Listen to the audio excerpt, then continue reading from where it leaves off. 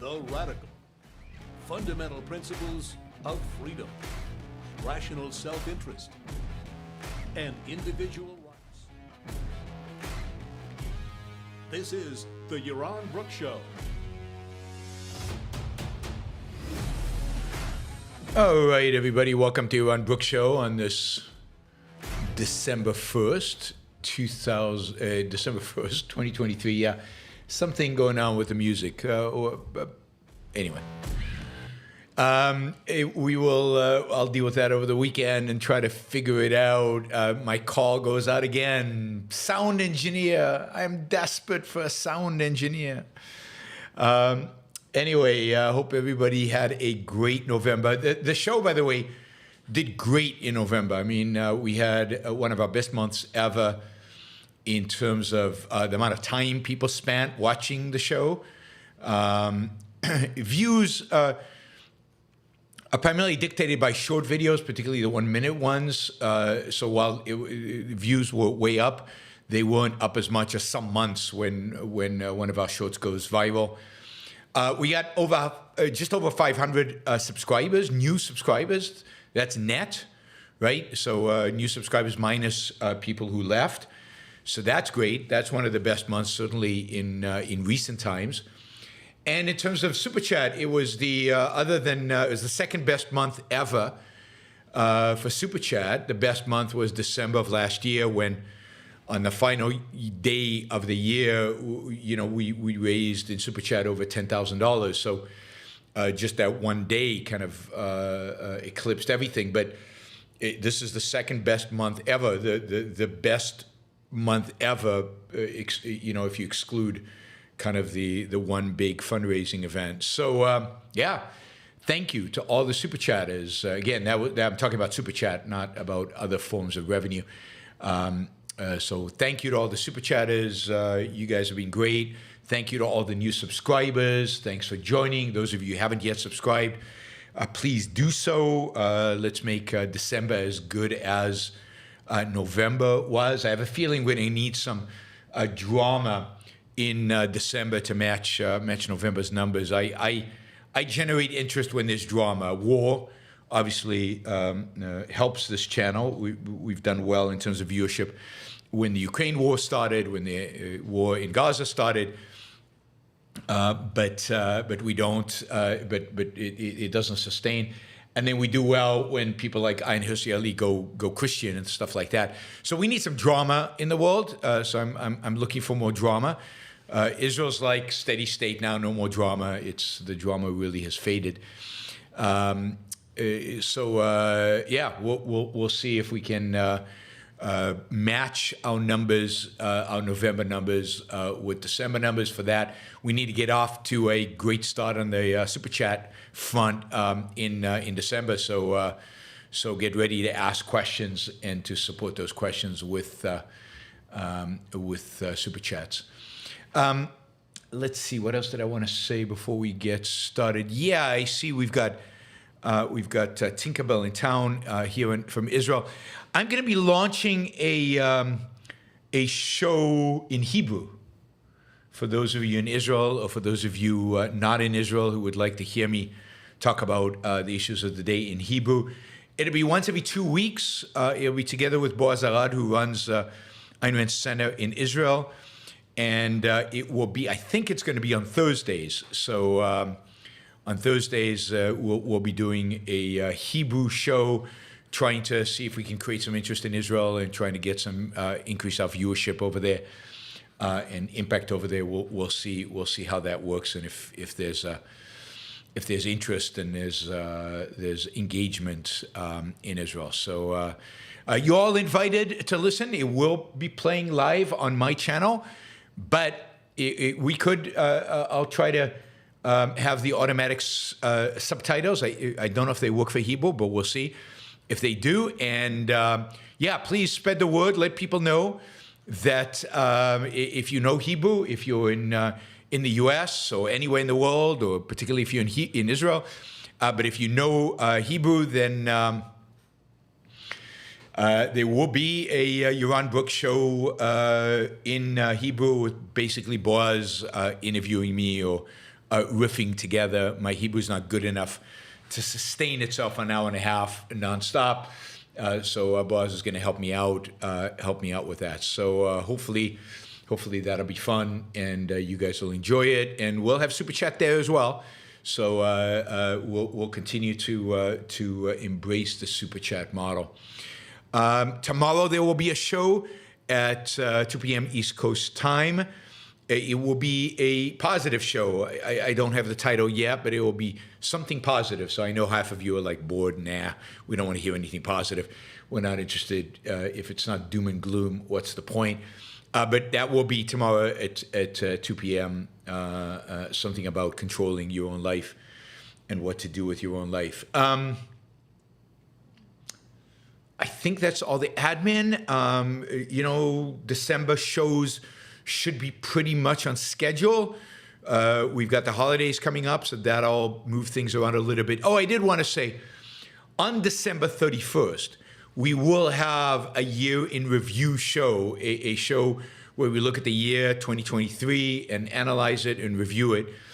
It will be programmed as a 3-hour show. It will be a long show starting at 2 p.m. East Coast time.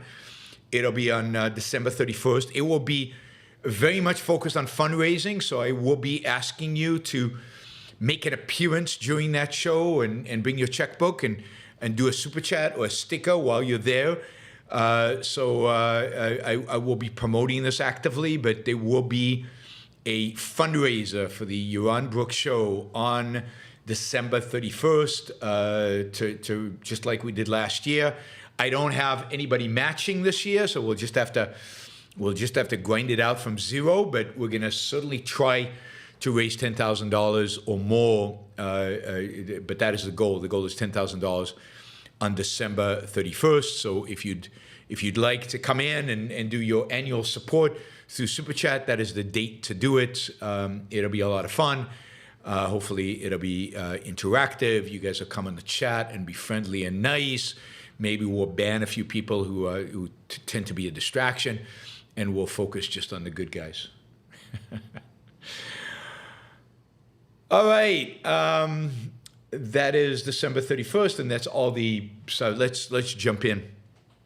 As many of you know, I served in Israeli military intelligence during for about 2 years during my military service. I was 9 months in the tank corps, and then had major back surgery, so couldn't be in combat anymore in a combat unit. So I was transferred to military intelligence and served in military intelligence basically in 1981 and 1982. And one of the things that really shocked me on October 7th was the fact that that the intelligence services had failed so miserably, so badly, that Israel was not prepared at all, that the soldiers at the front were shocked to find Hamas right on top of them, that a civilian population along the border was not armed and was not prepared to be armed and had no indication that this was happening or that this might happen or that there was a threat of this happening. And it clearly appeared, and still is, the largest intelligence failure in Israel's history and maybe, just in history.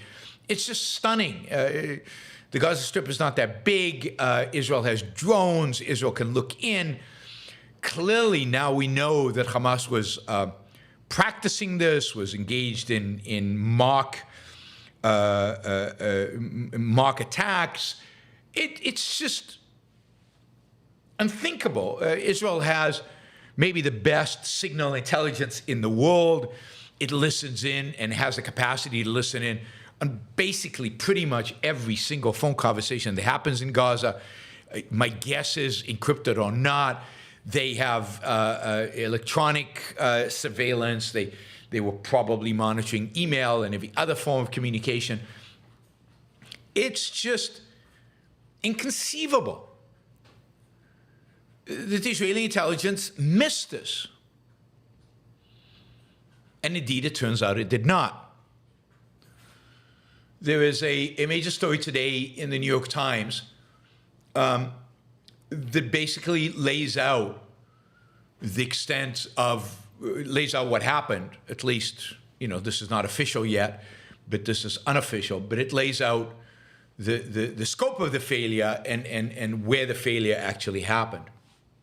It turns out that Israeli military intelligence had at their disposal a 40-page document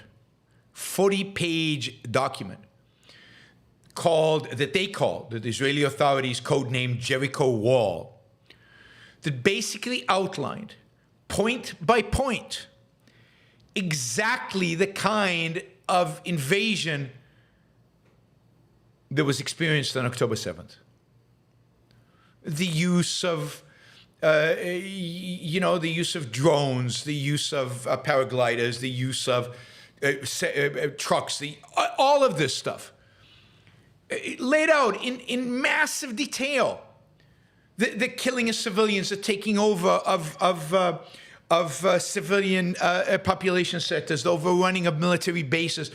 Hamas had detailed information about the military bases, who was there, how many troops were there. The idea that the drones would knock out some of the surveillance before the attack actually happened, which indeed is what happened. The rocket launches. First you launch rockets, distract the Israelis, and then you come by ground. Exactly what happened. I mean, step by step. And what's shocking about this is Israel had this a year ago. Israeli intelligence has been sitting on this for a year. And to a large extent, this document, this 40-page document, was widely circulated among Israeli military and intelligence leaders. But at the very top of the leadership chain, at least as far as we know within the military, we don't know if this got to the civilian. I mean, I'm sure the Shin Bet and the Mossad, the Israeli intelligence agencies, were part of this, but it's not clear if it got to the politicians, if it got to Netanyahu. But we know it got to senior military officials. Basically, they determined that it can attack on a scale and ambition, as described in this document, was beyond Hamas's capabilities. That they couldn't pull it off.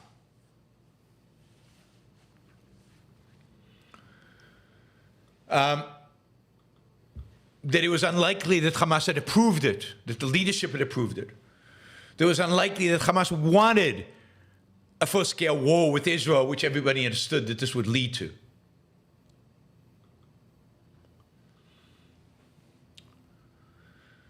In July of this year, just 3 months before the attack, a veteran analyst with the 8200 unit, which is the electronic signals unit, the signals intelligence unit, warned that Hamas was conducted an intense day-long training exercise that appeared similar to what was outlined in the 40-page document. She had read it. This was a female intelligence agent.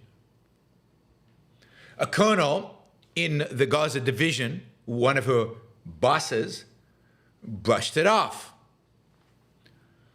I utterly refute that the scenario is imaginary, she wrote back. The Hamas training exercise, she said, fully matched the content of Jericho Wall. It's a plan designed to start a war, she added. It's not just a raid on a village. But the military did not take it seriously. The senior people in the military just did not take it seriously. They brushed it off. I mean, if the military had been prepared for the terrorist attack on October 7th, it would have never happened. It would have been crushed right at the beginning. If there had been more troops on the border, if the civilian population had been armed, maybe they would have never approved of a music festival so close to the border. Maybe they would have had armed security there.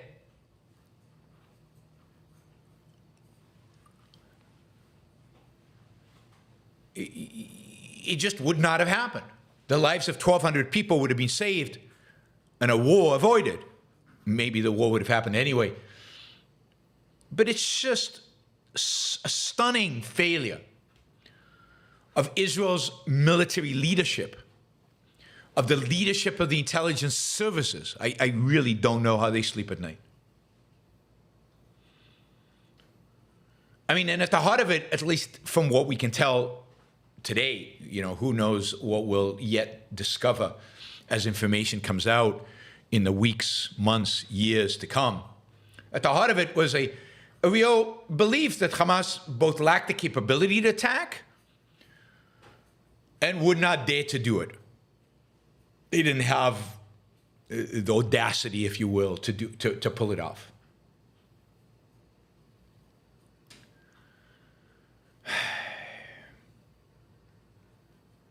That belief was ingrained in the Israeli government, ingrained in the military.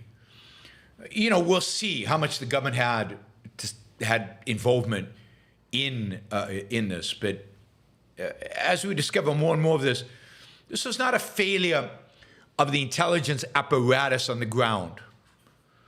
Just like in a sense, 1973 was not a failure of the intelligence agencies. Indeed, they saw it coming. It was in '73. It was a failure of the political leadership to take their warning seriously. Here, it's not even clear that it made it to the political levels. The military at its highest levels are the ones that did not take it seriously, did not put the military on an alert status, did not beef up security along the border, did not warn the civilian population of this possibility.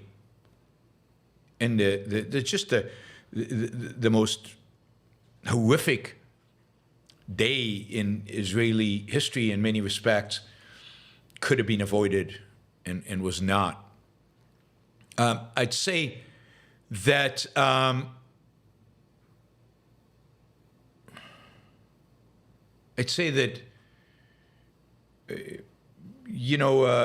as somebody who was in Israeli military intelligence, I've told you the story about the unwillingness of certain people within the hierarchy to believe intelligence that me and my colleagues had produced with regard to a Syrian ambush in 1982 that landed up, they didn't take it seriously, and as a consequence it happened, and Israeli troops died as a consequence.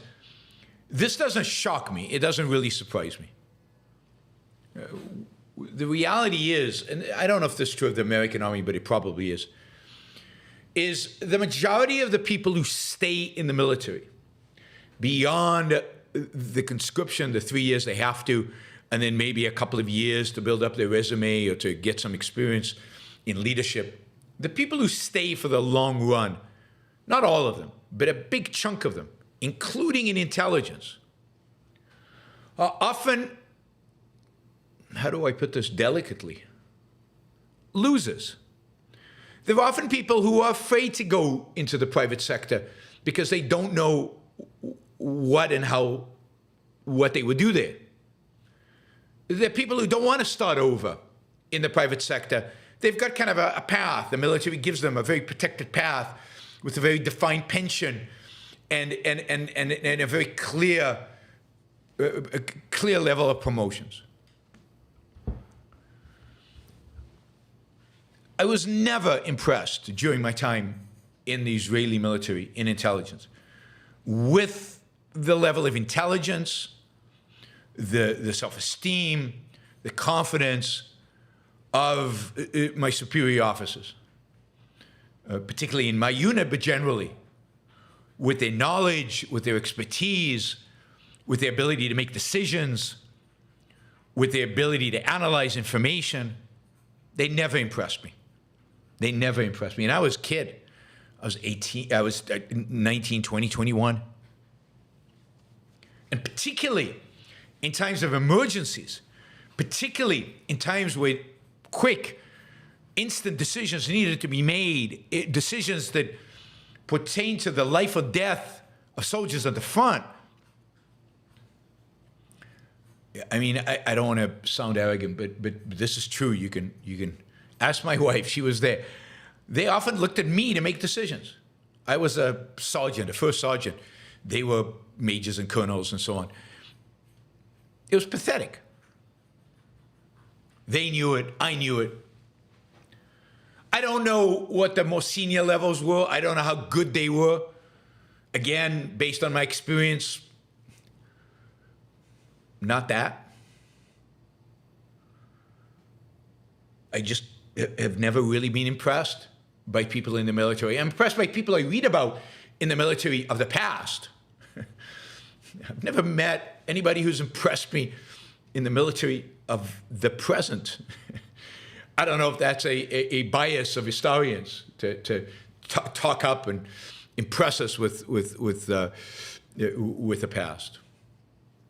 Anyway, we will learn more and more as more information comes out in the weeks, months, years to come on the extent of the failure and who specifically is responsible. I'm very curious to know how much of this went to the political establishment, how much of it was rejected by the politicians themselves.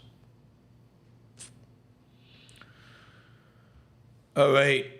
Bonaparte would be an example of what? I mean, Napoleon was both brilliant and a complete and utter failure and a disaster as a general.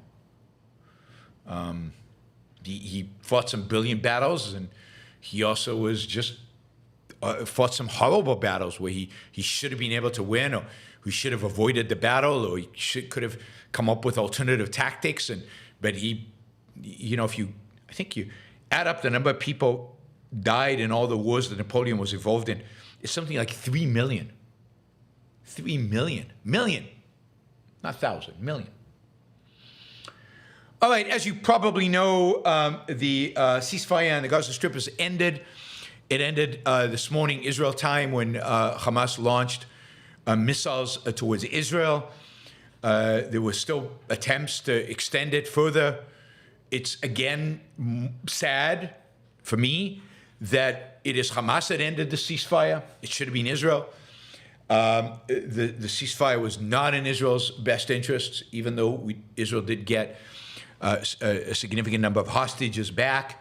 I think many of the other hostages that Hamas might have are dead. They already keep telling the Israelis, okay, this family's dead, these two are dead, those people are dead. So I'm not sure how many they still have, but a lot of them are already dead, sadly. Let's see. Israel has renewed operations. It's hard to tell, fog of war and wartime security, exactly what they're doing right now, but there seem to be big explosions going on, particularly in the north of Gaza.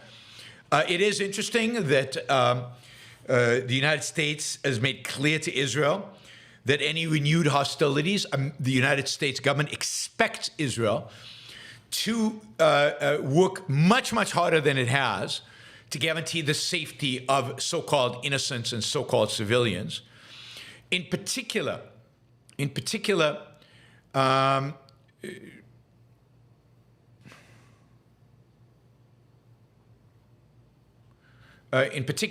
say that it is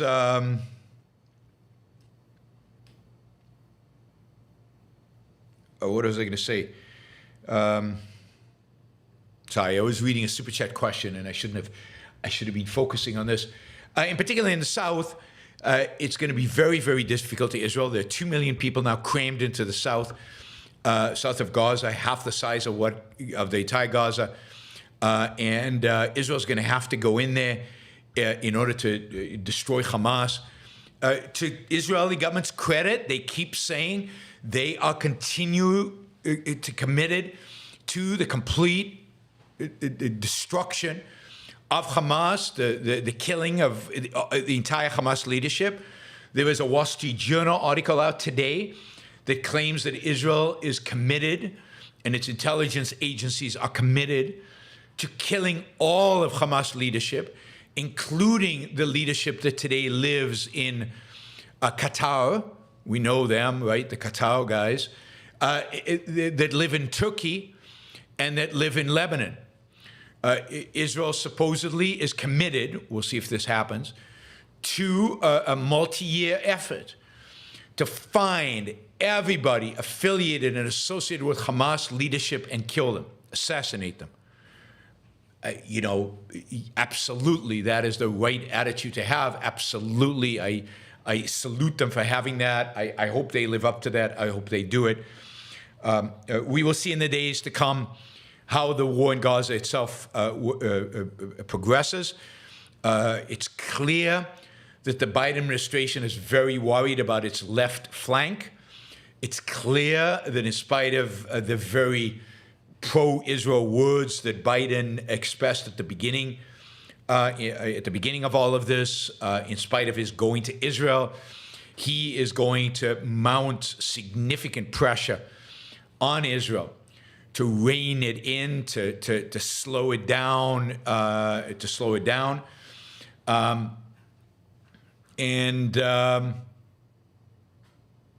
we'll keep track of this, and I'll keep filling you in as I learn more about what's actually happening on the ground and what's actually happening in terms of the global consequence of all this.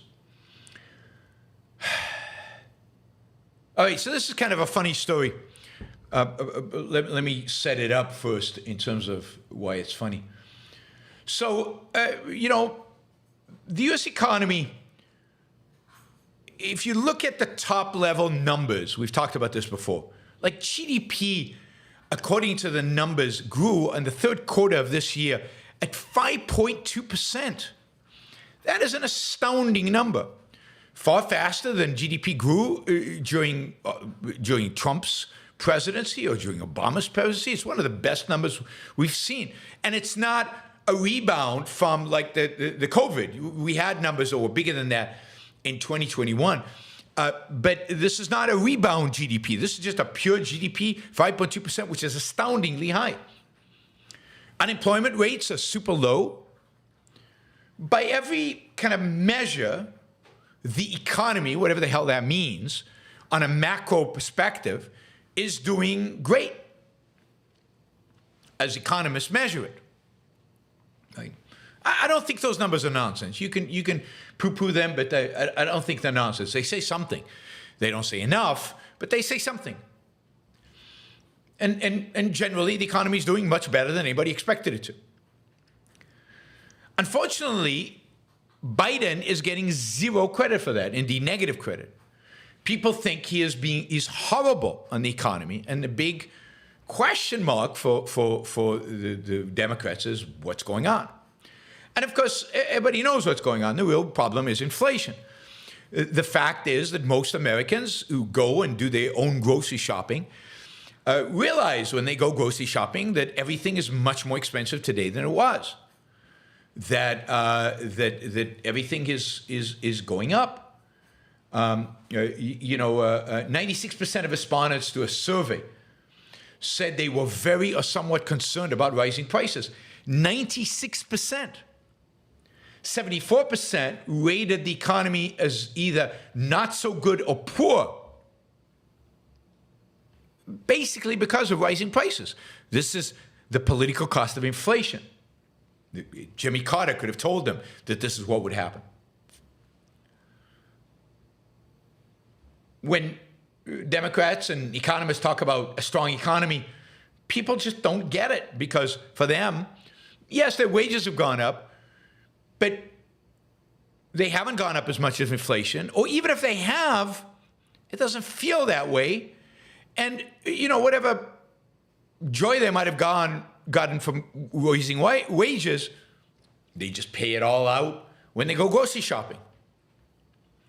So this is the number one concern America has, is the fact that the cost of living has gone up, that inflation is high, that the grocery bills are higher, that many of their bills are higher.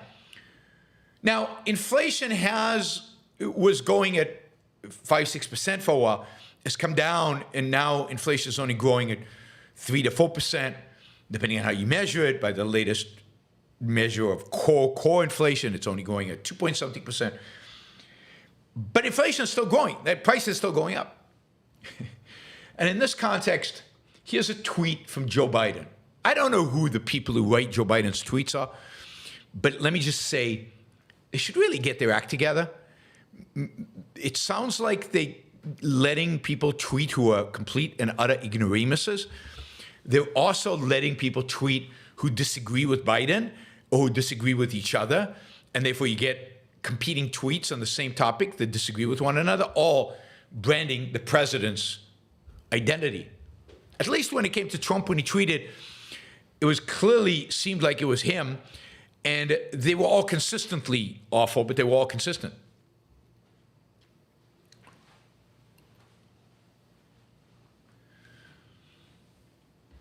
So here's what Joe Biden tweeted. Let me be clear to any corporation that hasn't brought their prices back down, even as inflation has come down. It's time to stop the price gouging. Give American consumers a break. Now, this is astounding because it shows such a ridiculous lack of knowledge and understanding of what inflation is. As the community comments on this tweet say, as long as the inflation rate is positive, prices are increasing. The fact that inflation has come down to 3.2% in October means that prices are still going up. Granted, at a slower rate than before, but they're still going up. You don't expect prices to come down. Inflation is prices going up, and they stick there unless we have what's called deflation, and then the inflation number goes negative, and that certainly has not happened. So this is just an example of just the stupidity. This is not sophisticated. This is not hard. This is like a sixth grader should get this. And yet, this is a tweet that came out under the name of the President of the United States. It has not been taken down. It has not been withdrawn. It's still up there. It basically suggests that the President of the United States is a complete and utter idiot, ignorant of economics, and certainly not qualified to be president of anything, never mind the United States of America. But there we go. What can you do? That is who we have in the White House. All right, COP28. I might give you some updates on COP28 as it goes along, particularly if stuff happens that is, I don't know, shockingly interesting or stupid or whatever. COP28 is, of course, the climate change conference that is going on in the United Arab Emirates, a country that is completely 100% a product of fossil fuels. 100% a product of fossil fuels. But the UAE is running this COP28, which is the anti-fossil fuel conference. It shouldn't be called the global warming. Or climate change. It should be called the anti-fossil fuel conference. Anyway, it opened today, formally, with the UAE announcing that it was launching a climate investment vehicle, and that they were going to invest in this vehicle $30 billion. They were hoping to raise $250 billion total to make investments in climate, investments in companies that make money off of climate change. I don't know, something like that. The UN Secretary General, the just evil SOB who runs the UN and who is, rabidly anti-Israel, horrifically pro-Hamas, and this is a guy who runs the UN. Anyway, he came out today and said, quote, "Do not double down on an obsolete business model," Gutierrez told fossil fuel company bosses. "Lead the transition to renewables." He says, he says the 1.5 degree limit is only possible if we ultimately stop burning all fossil fuels, not reduce, not abate, phase out with a clear timeline. A clear timeline. In other words, the head of the United Nations wants to create more poverty, wants to create more droughts, starvation, wants to create more climate catastrophes because people won't have the electricity to be able to survive the hurricanes or the water for the droughts, wants to starve and destroy human life on planet Earth.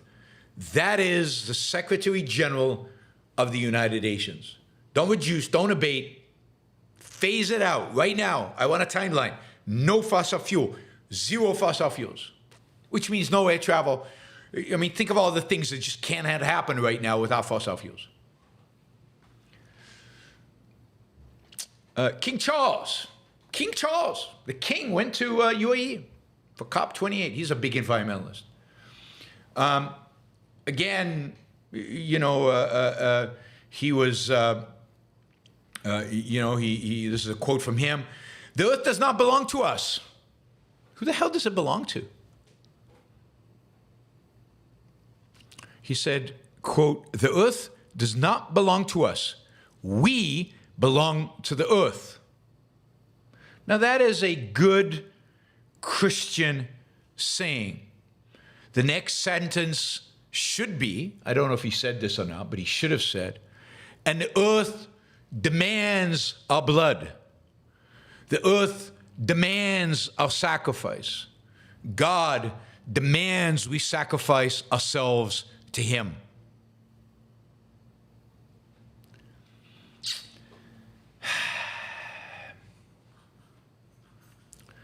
Anyway, yes.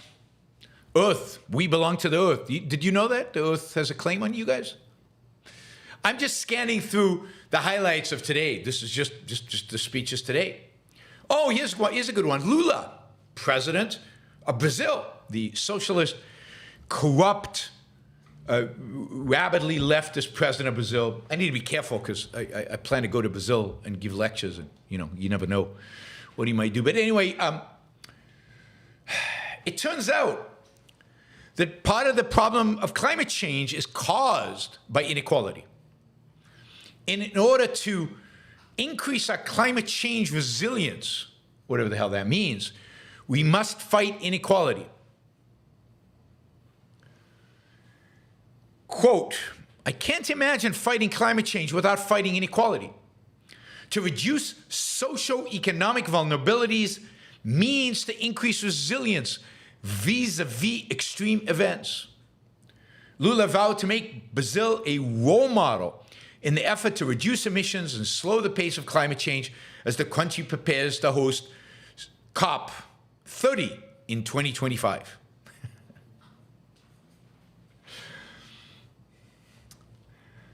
I mean, this is amazing. The COP conferences are going to provide me with fodder for my talks and my shows forever, right? The EU Commission Vice President said that fossil fuels need to be phased out completely.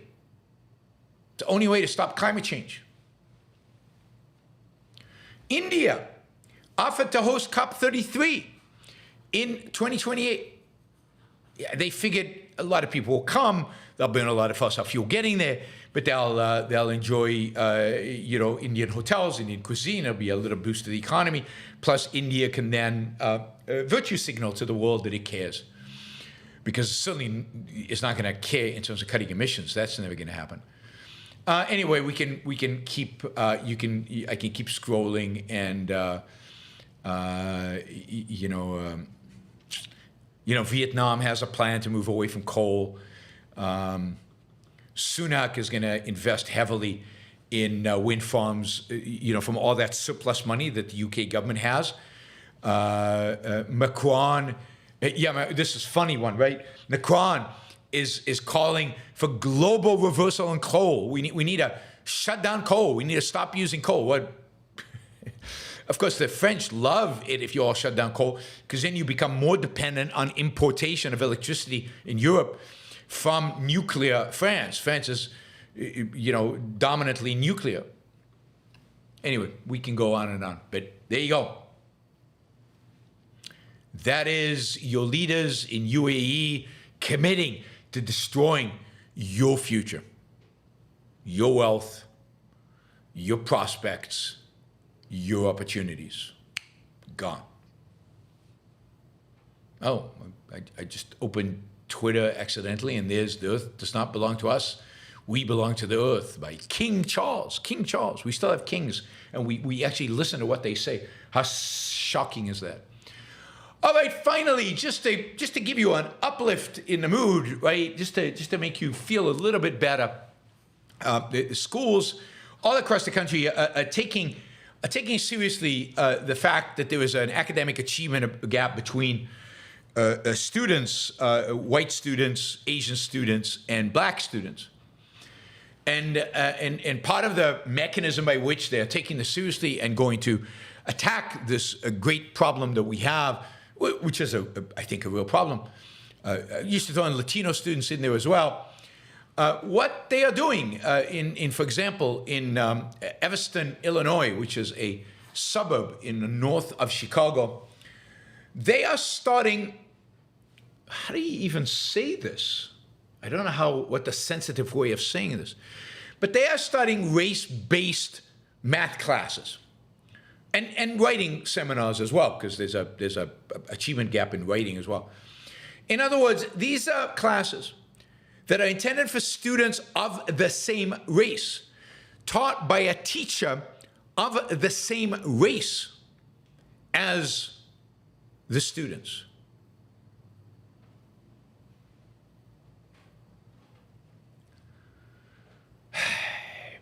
So the solution to the fact that black students are underperforming or being outperformed by, let's say, whites and Asians is to create black-only, white-only, Asian-only, Latin-only classes. Is this going to allow black students to then improve their performance? What about black students who do really, really well?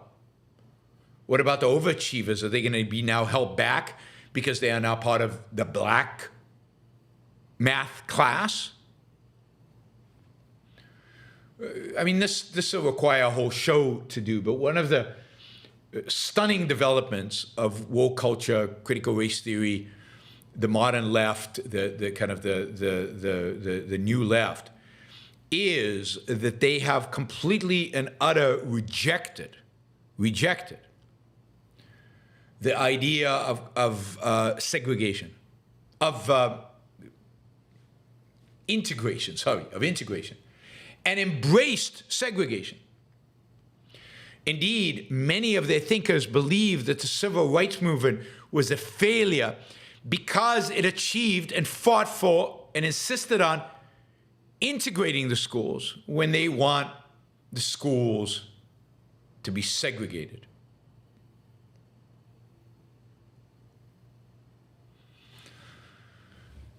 It's just mind-boggling. It's just mind-boggling that this is literally actually happening. But not to worry. In San Francisco, the school board is about to vote on whether to let 8th grade students take algebra again. Algebra for 8th graders was banned in San Francisco schools because Asian students were the ones taking it, doing really, really well, and everybody else felt left behind. So they banned algebra. Now, problem with that is that San Francisco public schools are dominated by Asia. There's a lot of Asians, and the Asian parents do not take lightly to this nonsense. They've been lobbying, advocating, pushing, and it appears that after a 10-year battle, San Francisco is going to actually have, after a vote, allow 8th graders to take algebra again. Maybe they'll segregate it. Maybe they'll have black algebra, white algebra, Latin algebra, and Asian algebra. I wonder if it will be the case that the Asian algebra class covers the material faster than everybody else. And if that case, will we have to throttle them? Dunno, not sure. God. Sick that the racist now comes from the people who were victims of racism in the past. And the racism they want to inflict is to a large extent on themselves and on everybody else. All right, just a quick story. Positive, we got to end on a positive.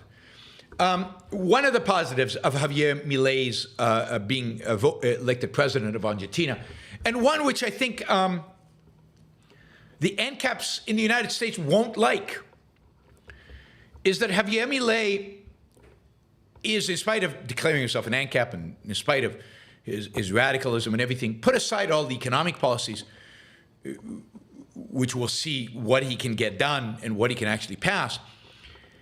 But one of the really good things about Javier Milei becoming president is that he is unapologetically pro-America and pro-Israel.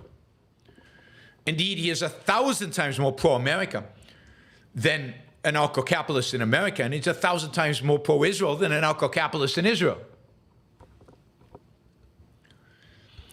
And as part of this, the Milei administration has already announced, even though they haven't taken office yet, that they will not join BRICS. You remember BRICS: Brazil, Russia, India, China, South Africa. That his commitment is to the United States. His commitment is to the West. He's not going to join a China-led BRICS. He's not going to join Russia-led BRICS. He doesn't believe in communism, authoritarianism. He doesn't believe in autocrats. I mean, this guy, and he's got problems, but this guy is like so much better than any of the ANCAPs that troll me on Twitter. It's truly astounding. They want to embrace him because he claims he's an ANCAP and he's a libertarian president, but he's like a light years ahead of them. And if you saw the pictures of him waving the Israeli flag, I mean, that must have sent chills down the spine of Dave Smith and all the other, pseudo freedom-loving ANCAPs. So good for Milei. I'm more excited by Milei because it's not just about economics. Now, there are other things where I don't agree with him on abortion and some other things, but this is great. The fact that he's unabashedly pro-American and pro-Israeli. All right. We will turn to your Super Chat questions. We're we're close to the goal. We're 47 short of the goal. Silvana's just got us really close. You can join in, support the show, value for value. Start off the month by achieving our goal. That would be great because, again, we need to make December as good as November, if not better. All right. Scott is being his dishonest, despicable self again. All right, Daniel. Let's take Silvanus because he put $50. Incredible that thanks to woke policies, schools are going full circle on segregation. We keep reaching new levels of idiocy and doublethink. Yes, I mean, absolutely. I mean, woke culture is anti-reality, anti-reason, and as such, is it basically is racist, it is deterministic because you are determined by your race, even at the same time as, and this is where the fact that contradictions exist doesn't bother them, they believe that racism is a social construct. But the idea that they want to segregate, the idea that they want to separate the races, this was a line of the white supremacists, always, still is. Now it's embraced by the minorities themselves. I mean, this is, everybody basically in America today has abandoned individualism as an explicit ideology. Everybody. There's a little bit on the neither here nor there, neither right nor left. But the right has abandoned individualism, the left has abandoned individualism. Every semblance of individualism, even the pretense of individualism, it's all gone. It's all gone. Tragic and horrific. Daniel says, UNRWA apparently has a subjective definition of refugee, which includes people who have not fled across an international border, people who have not fled across an international border, people who have already received citizenship, and the children's children of displaced people. Yeah, I'm not surprised. I mean, it's completely arbitrary, but the whole concept of refugee, there's an element of arbitrariness to them in the world in which we live. Does an economic refugee count? Does the lack of economic liberty in a particular country make you a refugee if you leave the country, or is it only political freedom that is missing make you a refugee? What exactly is an objective definition of the concept? Certainly nobody, the way they use it today, has any clue of it, of what it means. And it's all a consequence of the muddying of immigration, the muddying of the idea of immigration, and it's all muddied by altruism. It's all muddied by the fact that, you know, we have to prioritize suffering people when we consider immigration. We can't prioritize our own interests. We can't prioritize our own needs. We have to prioritize their suffering. That's altruism 101. Christianity, as I'm learning from Dominion, 101 is applied to migrants. Yeah, Dominion makes the case that Angela Merkel in 2015, when she allowed all the Muslims in, was basically being a good Christian, even though she never mentioned Christianity. And for all we know, she's an atheist. Just Fold. Have you seen the Musk interview with Andrew Sorkin?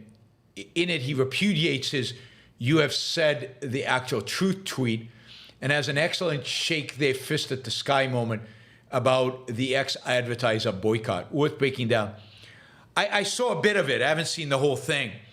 But I really don't think it's a shake their fist at the sky moment at all. I don't think it is at all. Because he's not shaking his fist at regulators, at government, people who use force against you. He's shaking his fist here at advertisers, who I think had a legitimate case against him. Because it took him a long time to repudiate the tweet. And he still hasn't completely, fully repudiated it. It still isn't the case that Elon Musk has said, yes, I'm sorry, I didn't realize the guy was an anti-Semite. I should have never responded to a tweet by a known anti-Semite with such a positive response. I could have tweeted separately that I think the IDL is really, really bad and promotes really, really bad things for America. And that I could have even said that many Jews in America have a very wrong attitude towards immigration. I could have said all that. I didn't have to respond to an anti-Semitic tweet. But he did respond. He's never really explained it. He's claimed he's not an anti-Semite, and I believe him. I don't think he is an anti-Semite. I just think he is he's childish. And he's, in a sense, moronic when it comes to these things. He doesn't think them through. He responds without thinking. He sees something. Oh yeah, I know a Jew who believes in mass migration. Yeah, let me like this tweet. Let me support it. Let me write something. Without thinking about the consequences, without thinking about what it means, without thinking about who wrote the tweet and who he is endorsing by commenting on the tweet positively. He's just, in many respects, a child when it comes to these things. He doesn't think it through. He's a great businessman, a great visionary, a great innovator, but he's too much like Donald Trump, and this is why people love him. When it comes to actually talking about ideas, he just says whatever comes into his mind, and without reflection, without thinking, without consideration, it just pops out there and just says it, even if it, and then it takes him days to retract it. I think the tweet is still up. He never deleted it. He's just not serious. Intellectually, ideologically. I can't take Elon Musk seriously when it comes to ideas. Take him seriously when it comes to his business acumen. But I just can't take him seriously in terms of, in my realm. My realm is ideas. Elon Musk is an amateur in my realm. He's a child, and he acts like a child in my realm. He's driven by emotions, and he's way too impetuous. He's not serious. He's not a serious thinker. Sorry. I wish it weren't the case. It would be fantastic to have Elon Musk as an ally.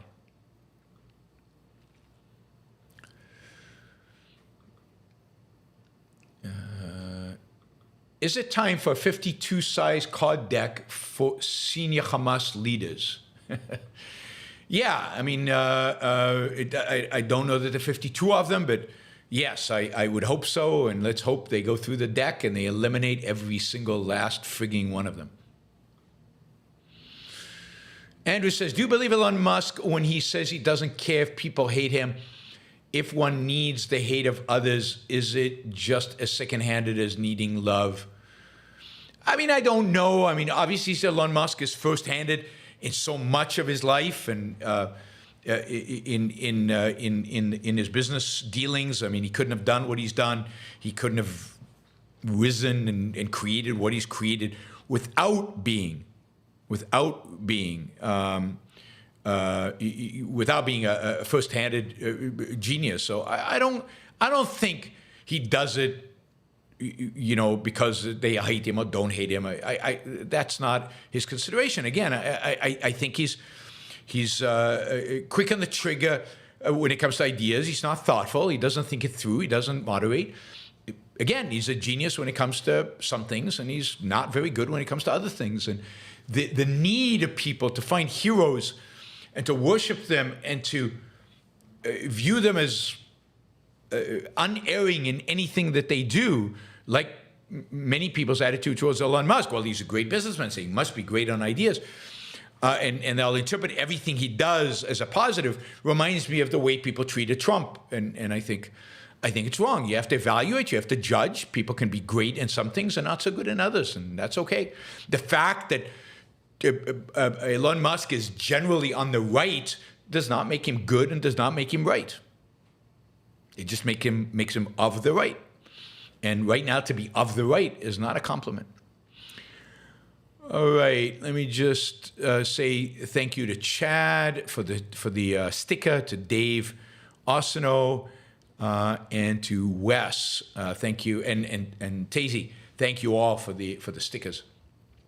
All right, O says, how should Israel explain themselves better abroad?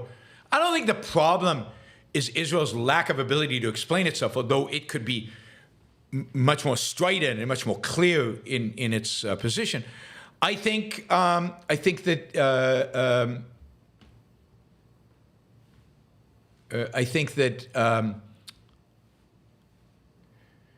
the problem is with the audience. The problem is altruism. The problem is, to some extent, anti-Semitism. The problem is a negative philosophy, a bad philosophy that the culture holds.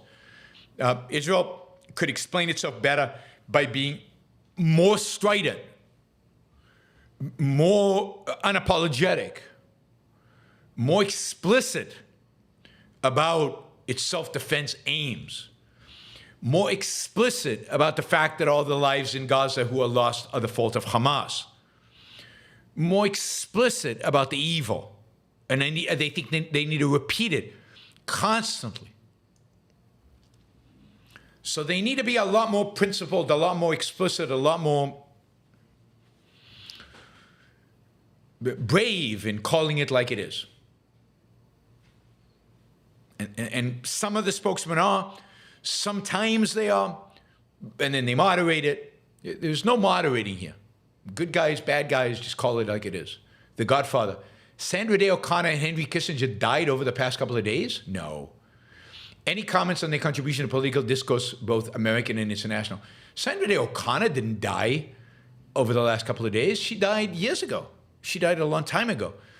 It's Charlie Munger, the investment guy, who died a day before Kissinger. But Sandra Day O'Connor has been dead a long, long time ago. A long time. Kissinger died, as I said, I talked about it a couple of yesterday, I think. She just did? Oh yes, I'm completely lost it. Where have I been? Sandra Day O'Connor just died? Oh wait, I'm Googling. I screwed up, sorry. I mess up sometimes. Yeah. She died today. Huh. I missed it. All the news reports are from an hour ago. I was preparing the show and not looking there. Sorry. I sometimes make errors, and that's a biggie. All right. I thought she died a while ago. She retired a long time ago, but I guess she hadn't died. And I don't know if she was as sharp as Kissinger and Munger were at 99 and 100, and she was 93. Anyway, so let's talk about Sandra Day O'Connor. I mean, Sandra Day O'Connor was considered a conservative from the right. She was a Supreme Court justice. She was the first woman to serve as a U.S. Supreme Court justice. She was considered a moderate conservative. She was a kind of a moderating voice on the court. She, I think, if I got it right, and I haven't done the research, which I would have done if I'd realized we were going to talk about it, I think she was, a bulwark against the tendency of the court to move against abortion. She in spite of being a Republican and again a moderate conservative, she was not for the court overturning Roe versus Wade. She seemed like a very reasonable woman. She seemed like somebody who could the discourse, who was respectful and polite and a interesting person. And I think she was one of the good guys. Was she as radical and as committed to liberty as I'd like to be? No. But on the court, I think she was a moderating force against the religiosity of many conservatives, which affected the separation of church and state and affected abortion. But she was generally on the side of economic liberty, but again, not as radical and not as consistent as I would have liked. So that is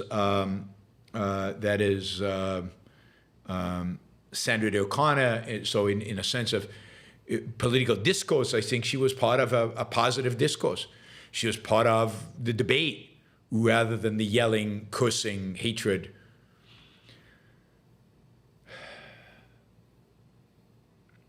Kissinger, on the other hand, I have very low regard for. I think I said this yesterday.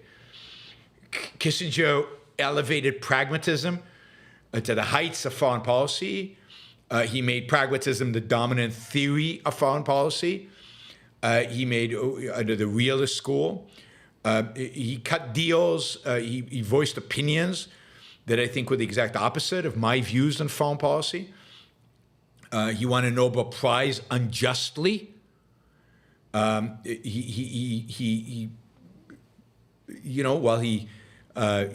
supported Israel, but he also supported any kind of compromise to establish, a two-state solution or whatever. He wanted Israel to compromise constantly. His theory, his views, his approach to foreign policy was awful, horrific. That in and of itself should condemn him to kind of history's hell. He is one of the bad guys.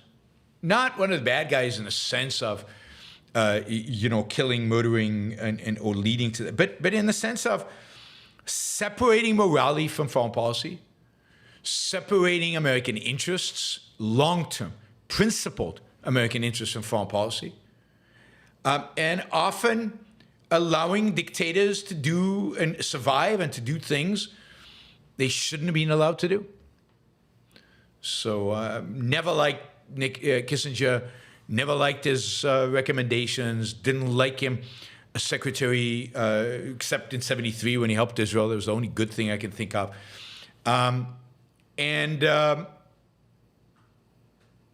He shaped foreign policy in America since then. And everybody who has been in that role since he was State Department, in the State Department, basically has been a Kissinger acolyte, has been a mirror image of him. So in that way, he impacted whole generations of foreign policy experts, and not just the people at the State Department, the people around the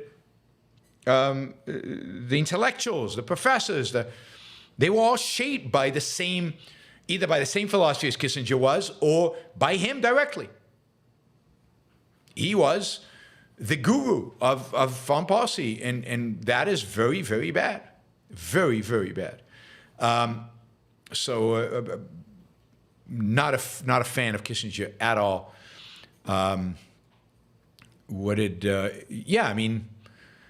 America has adopted his approach to foreign policy wholeheartedly. And the few people who've been different from Kissinger are the ones that have been, shamed and ridiculed, like John Bolton. John Bolton is very much an anti-Kissinger. But Trump fired him, or he resigned, hard to tell what happened there. Now he's considered a pariah among conservatives. He's ridiculed and shunned. Matthew, are peacetime generals mostly politicians, and do you need real war to find the real generals? Patton was no politician. Yeah, but Eisenhower was. So sometimes you need a real war to figure out who the real politicians are. Like Eisenhower proved himself in World War II to be a great politician. And as a consequence, landed up ultimately being president of the United States. So even wartime generals are sometimes politicians. It depends what the president, what the political leaders want. But yes, you need wartime generals, and those are hard to find if you haven't cultivated them during peacetime. Patton is of a different era, and it's not just Patton. Think about MacArthur. Patton and MacArthur are just of a different era. They grew up during World War I. They prepared for World War II, and they had a completely different ideology about how to win wars than anybody in the military today. Today, if you are Patton or MacArthur, and the same with Sherman, by the way, in the Civil War. Today, if you are Patton or MacArthur or Sherman, you would never make it to general. You would never survive the political machinery that is the Pentagon. You have to be somewhat of a politician just to survive it. All right, I have a hard stop at 3:30. Let's move through these. Critical thinker. About hippies and clearing garbage. Check out Anti-Industrial Revolution by Ayn Rand. For young people without a purpose, time is an enemy to kill. That's absolutely true. The hippies and young people, and you could talk about a lot of people today. Think about the people that Jordan Peterson talks about, that he tells them to, what's the recommendation? Basically, clean up garbage. His recommendation is make your bed. Same thing. It's people without a purpose. Lots of time to kill. I never made my bed. Who has time to make your bed? Stuff to do. Places to be. Things to do. Never made my bed hardly in my life. But if you have no purpose, if you have nothing to do, just moping around, start with simple things like making your bed, clearing out the garbage, things like that. Critical thinkers continues, they seek and welcome the drudgery of mere physical labor. Yes, and somebody like Jordan Peterson reinforces that. Making your bed is exactly the same. And he continues, you saw it demonstrated on their so-called Earth Day when young people went out to clean the sidewalks of New York. Yes. Yes. The sidewalks of New York are for a goal bigger than themselves. To Jordan Peterson's credit, he's telling them to make the bed for themselves, for take responsibility for their own life. Part of that is making the bed. But it's the same principle. When you don't have purpose, when you don't have anything, you need something to do. You need something physical to go out and engage in. You need to go do something and make your bed, clean the street, do stuff like that. That is the kind of advice conservatives like Jordan Peterson give young people. And that's the hippies of the past. That's the young people of today who have no purpose. If you have no purpose in life, what are you going to do in life? Critical thinker continues, could you comment on Rand's characterization of a fat, unhygienic Rajah of India? Parallels to Putin and his war recruits. So long as men struggle to stay alive, they'll never produce so little. That's a great line. That is a great line. That's right. As long as your focus is on survival at the very basic level, then you can barely survive. It's only stepping back and thinking on a grander scale, industrial production, division of labor, trade, that you can imagine producing real wealth and growing significantly. Right. Yeah, I'm not getting the. You're gonna have to explain these questions more to me, right? I'm not getting the Putin parallel. I'm going to think about that one and get back to you. But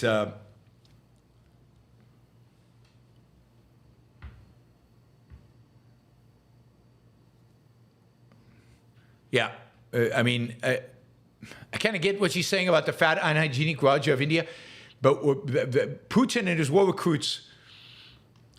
I mean, I've got a lot to say about Putin and his war recruits, and I've already said a lot. But I sorry, I'm not getting the connection, and so I will think about that. All right, I'm Meerkat. Kissinger, finally some good news. Yep, I'm Meerkat again. Oh, the GZ should still be the next Carthage. Carthage was ultimately destroyed and salted, and so that nothing could ever grow there. It was completely eviscerated and destroyed. Again, I make it. And finally, for YouTube, YouTube for censoring my super chats. They continue to do that, huh? Andrew Traeger, when the anti-racists say we can't be colorblind because we can't overlook skin pigment and objectively evaluate the individual according to a person's character, they should speak only for themselves. Yes, absolutely. Objectivity demands that you focus on what is important, not on what is not important. What is causal and not on what is not causal. Philip Weather, is there a fundamental difference between ethics as a science as compared to other sciences such as physics or biology, for example? I mean,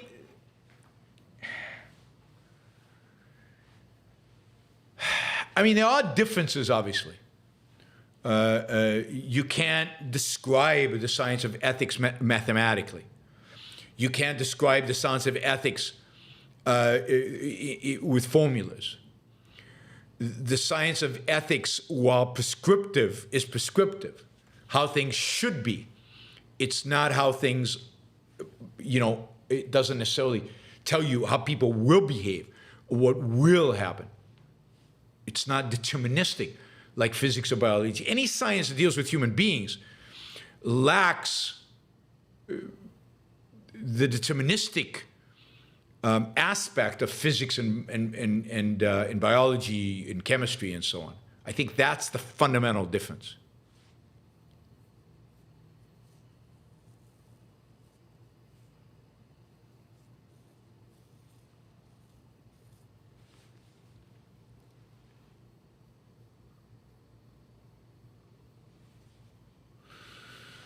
All right. So Critical Thinker says, could you just explain the survival mode of the Raj of India that she explains in the Anti-Industrial Revolution? I'm trying to understand the characterization better. And he goes on, and he's quoting, the feudal baron did not need electronic factories in order to drink his brains away out of his jeweled goblet, and neither did the Rajas of the people's state of India. Yeah, so she's making, she's showing the Raj of India is like the Middle Ages baron, and what characterizes them? What characterizes them is their ability to subjugate other human beings to their own needs, to their own desires, to their own survival. What characterizes them is the ability to get other people to labor, and for them to basically carve off of that labor any excess without trading anything in return. The feudal baron and the Raj have no incentive to see industrialization, have no incentive to see a division of labor society. They've got their, in a sense, slaves who are working for them, and they don't have to work, and they can benefit from the production of other people because they hold the gun, because they use coercion to have enslaved them. The move away from feudal barons, the move away from the Raj is a move away from force. It's a move away from coercion. It's a move that says the baron doesn't have a right to the product of the labor of others. The Raj doesn't have a right to be exploiting his people. That they cannot use force on others. And as a consequence, that move liberates the peasants to now improve, to now leave the land and go to the city and take up a profession. It creates a place in which a division of labor society can emerge. And the whole idea of industrialization is a consequence of liberty. It's a consequence of freedom. It's a consequence of getting force out of the equation, of liberating the human mind and human action from the permission of the baron, of permission of the Raj. And what the anti-industrialists want is for us to return to the time of the barons, the Rajas, the tribal leaders who exploit your labor, everybody's labor, for their own laziness or their own material well-being. Jeweled goblets, right? And of course, one of the things that a sentence like that also illustrates, right? She says the feudal baron did not need electronic factories in order to drink his brains away, is that it's not like the feudal baron or the Raj were literally benefiting as a human being from this. They wasted their lives, and that goes away by drinking his brains away. They drank their brains away. They wasted their lives. They were wasting their lives of their, of the people under them, and they're wasting their own lives. It was a complete system of waste. Now, how did people accept this? Well, people accept this for a variety of reasons. Maybe the most powerful is Plato's reason. That is that some people just cannot take care of themselves. This is the myth of the cave. You are just destined to only see shadows. You can't do anything. You can't do anything but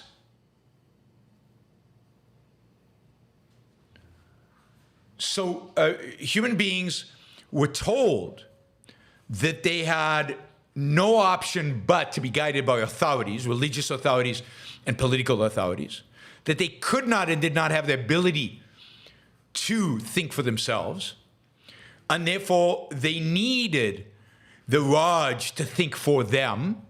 They needed the Raj to protect them. And they were actually dependent on the Raj, not the Raj dependent on them. And they were convinced to do that. Critical thinker quotes Rand, so long as men struggle to stay alive, they'll never produce so little that the man with the club won't be able to seize it and leave them still less, provided millions of them are willing to submit. Yes, but they're willing to submit because they be taught from very young that they cannot live their own life. And you know, parallels to Putin is basically every dictator does this. Every dictator tells these people their future, their present, their success is completely dependent on him. Now, Putin adds a twist because we live in a modern world and people are exposed a lot. And that twist is what every modern dictator adds. That the threats from the other are great, and only he can save them from them. Only he can defend his people. And of course, keep them poor. Keep them poor. And one of the things that poverty does to you is it doesn't give you enough time to think for yourself. It doesn't give you enough time to consider alternatives. It doesn't give you enough time to go out and produce more wealth. Keep them poor. Keep the taxes going. Send them to the front. Keep them on edge. Make them completely dependent on you. Or not dependent. Feel like they're completely dependent on you. All right. Thank you, Critical Thinker, for walking me through that. John says, happy Friday, Yaron. I wanted to let you know I watched the movie Coherence that I requested yesterday on Prime. For now, it's still on there. You're the best. Have a great weekend. Thank you, John. Really appreciate it. Thanks, guys. We met our target. We started off the month great. Although the show did go very long, so it took an hour and a half to get to the target. That's at like 6:50. That's supposed to be 6:50 hour and a half shows. But what the hell? I had the time today, so we did it. Thanks, everybody. Appreciate it. I will see you all tomorrow. Don't forget, positive show, uplifting show, 2 p.m. East Coast time. Thanks, everybody. See you.